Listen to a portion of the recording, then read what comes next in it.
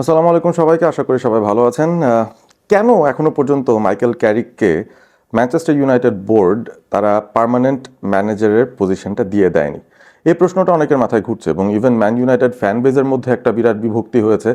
এক পক্ষ বলছে ক্যারিককে এখনই দিয়ে দেওয়া উচিত, এখন আর বেশি খুব সময় নষ্ট করার দরকার নেই, সামনে একটা ট্রান্সফার উইন্ডো আসছে, এখনই যদি ক্যারিককে পার্মানেন্ট ম্যানেজার হিসেবে কনফার্ম করা হয় সেই ক্ষেত্রে তিনি এখন থেকেই প্ল্যানিংটা করা শুরু করতে পারবেন বোর্ডের সঙ্গে, যে ম্যান ইউনাইটেডের আসলে আগামী সিজনের ট্রান্সফার উইন্ডোটা কেমন হওয়া উচিত, দলটা কেমন সাজানো উচিত, আগামী মৌসুমের টার্গেটটা কি হওয়া উচিত ম্যান ইউনাইটেডের। এই ব্যাপারগুলোর সেটেলমেন্টে আসার জন্য এই মুহূর্তে ম্যানেজারিয়াল অ্যাপয়েন্টমেন্টটা বোধহয় প্রয়োজন আছে, যেটার পিছে যুক্তি আছে, কোনো সমস্যা নেই।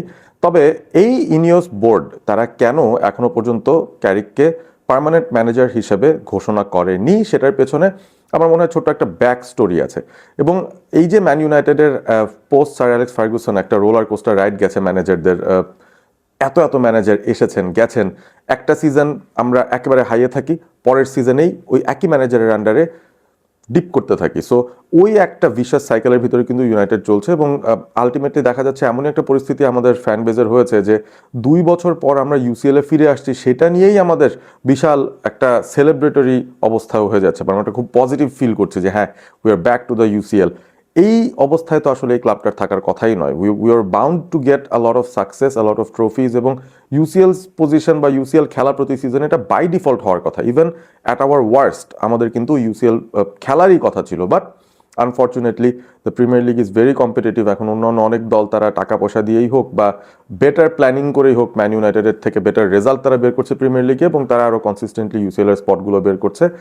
এইটা কিন্তু ম্যান ইউনাইটেডের জন্য বিশাল বড় একটা ব্যাকলগ ছিল। তবে যে প্রসঙ্গটাতে ছিলাম যে মাইকেল ক্যারিক, তাকে কেন ম্যান ইউনাইটেড বোর্ড এখনো পর্যন্ত পার্মানেন্ট ম্যানেজারিয়াল পজিশনটা দেয়নি, সেটার পেছনে আমার মনে হয় তাদের মাথায় বারবার এটাই ঘুরছে যে প্রিভিয়াস রেজিম যখন ছিল, এরকম একটা সিমিলার সিচুয়েশন যখন ম্যান ইউনাইটেডের ছিল, যে তারা মিড সিজনে গিয়ে ম্যানেজারের চেঞ্জ করেছিল, সেটা 2018 সালে আপনাদের মনে থাকার কথা। জোজে মরিনিও তিনি পোস্ট ওয়ার্ল্ড কাপ যেই সিজনটা হয়েছিল 18-19, সেই সিজনে জোজে মরিনিও কিন্তু স্যাক্ট হয়ে গিয়েছিলেন এবং মোটামুটি মিড সিজনেরও আগে নভেম্বরের দিকে তিনি স্যাক্ট হওয়ার পর ওলে গানার সোলশায়ারকে ম্যানেজার হিসেবে, ইন্টারিম ম্যানেজার হিসেবে অ্যাপয়েন্ট করেছিল ম্যান ইউনাইটেড। এবং পিছে যুক্তি এটাই ছিল যে তিনি আসলে ইউনাইটেড ব্লাড, তিনি ম্যান ইউনাইটেডের একজন লেজেন্ডারি ফুটবলার এবং ইউনাইটেডের কালচারের ব্যাপারে তার খুব ভালো আইডিয়া আছে এবং সেই সাথে কিছু ম্যানেজারিয়াল এক্সপিরিয়েন্স তার রয়েছে। এর চেয়ে হায়ার প্রোফাইল কাউকে আসলে ইন্টারিম হিসেবে ইউনাইটেড সেই সময় কিন্তু খুঁজে পায়নি। সো তারা তাদের নিজেদের মধ্য থেকে একজনকে চুজ করেছে, যিনি কিনা প্রিভিয়াসলি ম্যান ইউনাইটেডের গোল্ডেন সময়ের একজন রিপ্রেজেন্টেটিভ ছিলেন, তাকে নিয়ে আসা হয়েছিল।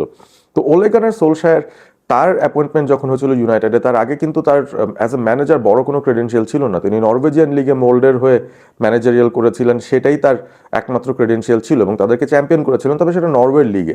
সো ওরকম হাই প্রোফাইল কোনো ঘটনা কিন্তু ওলের সঙ্গে ছিল না, শুধুমাত্র ইউনাইটেডের সঙ্গে তার প্লেয়ার হিসেবে কানেকশন এবং পরবর্তীতে স্যার অ্যালেক্স ফার্গুসনের কাছ থেকে অনেক ভূয়সী প্রশংসা তিনি সবসময় পেতেন অ্যাজ এ প্লেয়ার। তার অ্যাটিটিউড, তার অ্যাপটিটিউড, তার understanding of how big this club is, এই বিষয়গুলোকে চিন্তা করে ওলেকে নিয়ে আসা হয়েছিল।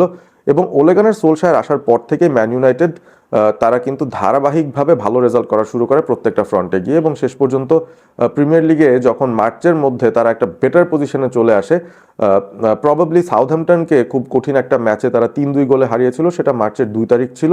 এবং সেটার পর ওলে গানার সোলশায়ার পার্মানেন্ট ম্যানেজার হয়ে যাবেন, ম্যান ইউনাইটেডের 3 বছরের চুক্তি করা হবে, সেই ব্যাপারগুলো নিয়ে অলরেডি কাগজপত্র তৈরি করা শুরু হয়ে গিয়েছিল। এরপর আমার যতদূর মনে পড়ে 14 তারিখের দিকে হয়তো ম্যান ইউনাইটেড আরও একটা ম্যাচ খেলে, সেখানে আর্সেনালের সঙ্গে ম্যান ইউনাইটেড হেরে গিয়েছিল, বাট তারপরও ততক্ষণে ব্যাপারটা কনফার্ম যে সোলশায়ারকেই পার্মানেন্ট ম্যানেজার হিসাবে ইউনাইটেডের হয়ে রাখা হবে। এবং 28 তারিখে ইনফ্যাক্ট মার্চের ওলে গানার সোলশায়ার তিনি সাইন করলেন 3 বছরের চুক্তিতে ম্যান ইউনাইটেডের পার্মানেন্ট ম্যানেজার হিসেবে। তবে তারপরও কিন্তু বেশ কয়েকটা প্রিমিয়ার লিগের ম্যাচ এবং অন্যান্য কম্পিটিশনের ম্যাচ বাকি ছিল, এবং ওলে গানার সোলশায়ার সেই কম্পিটিশনগুলো বা প্রিমিয়ার লিগে অন্তত কি করেছেন সেটা কিন্তু আমরা মোটামুটি মনেই আছে আমাদের। 4টা ডিফিট ছিল, 2টো ড্র ছিল এবং একটা মাত্র জয় ছিল। এবং হারগুলোও কাদের সাথে আপনি দেখেন, খুবই লো প্রোফাইল কিছু টিমের সঙ্গে আমরা হারা শুরু করেছিলাম। এবং সেই সময়টা আসলে মনে হচ্ছিল কি যে ওলে গানার সোলশায়ার বোধহয় খুব ইন্টেন্ট নিয়ে তিনি আসলে পারফর্ম করছিলেনই শুধুমাত্র ওই পার্মানেন্ট ম্যানেজার জবটা সিল করার জন্য। আপনি দেখেন সাউথহ্যাম্পটনের সঙ্গে 3-2 হয়েছিল, তারপর 28 তারিখে তিনি সাইন করলেন। তারপর থেকে ওয়াটফোর্ডের সঙ্গে 2-1 গোলে আমরা জিতলাম, উলভসের কাছে আমরা 2-1 গোলে হারলাম, এরপর ওয়েস্ট হ্যামকে হারালাম।